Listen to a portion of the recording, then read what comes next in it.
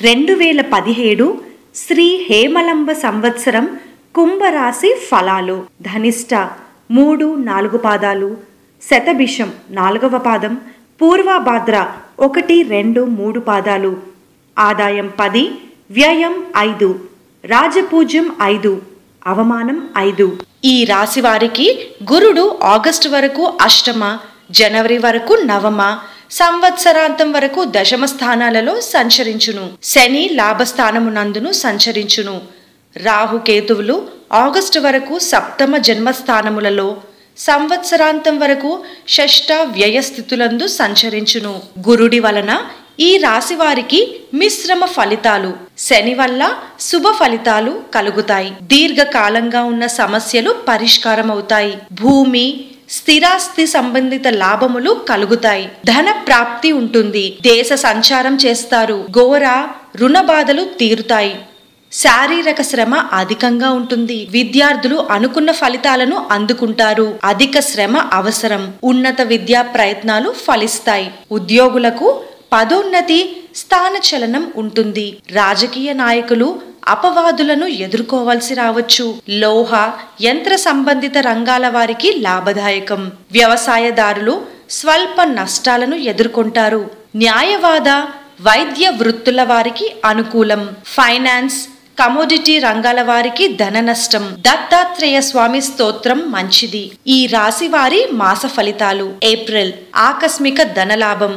ఖర్చులు పెరుగుతాయి. ఎక్కువగా నమ్మిన వారి చేతిలో మోసపోతారు. నూతన పరిచయాలు, అధికారుల వలన ఇబ్బందులు ఎదుర్కొంటారు. దంపతుల మధ్య తరచూ మనస్పర్ధలు తలెత్తుతాయి. మే నూతన ఉద్యోగ ప్రయత్నాలు ఫలిస్తాయి. ఆత్మీయులతో విరోధాలు ఏర్పడవచ్చు. మీ ఆగ్రహాన్ని అదుపులో ఉంచుకోండి. ధన వ్యయం విపరీతం. ఒక అవసరానికి ఉంచిన ధనం మరో దానికి వ్యయం చేస్తారు. అప్రమత్తంగా వ్యవహరించాల్సిన సమయం. జూన్ వైద్యం కోసం అధికంగా ఖర్చు చేస్తారు. కుటుంబంలో ఇబ్బందులు తలెత్తే అవకాశాలున్నాయి. శత్రువులు పెరుగుతారు. వస్త్ర వ్యాపారులకు నష్టాలు పెరుగుతాయి. ఏ విషయంలోనూ తొందరపడొద్దు. జూలై ఆదాయ వృద్ధి. అప్పులు తీరిపోతాయి. ఖరీదైన వస్తువులను కొనుగోలు చేస్తారు. నూతన పరిచయాల వల్ల లాభాలు కలుగుతాయి. ప్రయాణాలలో శ్రమ పడాల్సి వస్తుంది. విమర్శలను ఎదుర్కొంటారు. ఆగస్ట్ దూర ప్రయాణాల వల్ల అధికంగా శ్రమ పడాల్సి వస్తుంది. గుండె సంబంధిత సమస్యలు తలెత్తవచ్చు. అప్పులు తీర్చి ఆనందంగా గడుపుతారు. భార్యాభర్తల మధ్య మనస్పర్ధలు తలెత్తుతాయి. అశాంతి కలుగుతుంది. సెప్టెంబర్ అనవసర భయాలు పెరుగుతాయి. స్త్రీ భోగం తగ్గుతుంది. ఆత్మీయుల ఆహ్వానం ఆలోచింపజేస్తుంది. ఆరోగ్యం నిలకడగా ఉంటుంది. పెద్దలతో సంప్రదింపులు జరుపుతారు. అక్టోబర్ ఆపదల నుండి బయటపడతారు. చేపట్టిన పనులలో ఆటంకాలు ఏర్పడతాయి. వస్త్రాలంకార ప్రాప్తి. వివాదాలు తలెత్తుతాయి. గృహసుఖం కలుగుతుంది.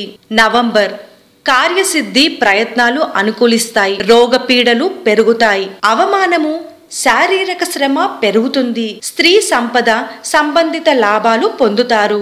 డిసెంబర్ స్థిరాస్తి లాభం. ఆదాయ వృద్ధి. శారీరక శ్రమ, అలసట పెరుగుతుంది. అవమానాలు ఎదుర్కొంటారు. మిత్రలాభం పొందుతారు. నూతన వాహన యోగం. విందు వినోద కార్యక్రమాలలో పాల్గొంటారు. జనవరి అనారోగ్య సమస్యల నుండి బయటపడతారు. అనవసర ఖర్చులు తగ్గించుకోవాలి. ఆదాయ వృద్ధి. ఆత్మీయుల అనారోగ్యం బాధిస్తుంది. సంతానం భవిష్యత్పై మరింత శ్రద్ధ అవసరం. వ్యాపారాల్లో స్వల్ప నష్టాలు, చికాకులు ఎదుర్కొంటారు. ఫిబ్రవరి నూతన పరిచయాలు, కార్యసిద్ధి. కుటుంబంలో ఇబ్బందులు ఎదుర్కొంటారు. శుభవార్తలు వింటారు. ధనహాని. ఆలయ సందర్శన. మార్చ్ శారీరక శ్రమ పెరిగిపోతుంది. అవగాహన లేని విషయాలకు దూరంగా ఉండాలి. నిరుద్యోగులకు ఉపాధి పథకాలు సంతృప్తినియ్యవు. వాహనం నడిపేటప్పుడు జాగ్రత్త అవసరం. సంతాన సౌఖ్యం కలుగుతుంది.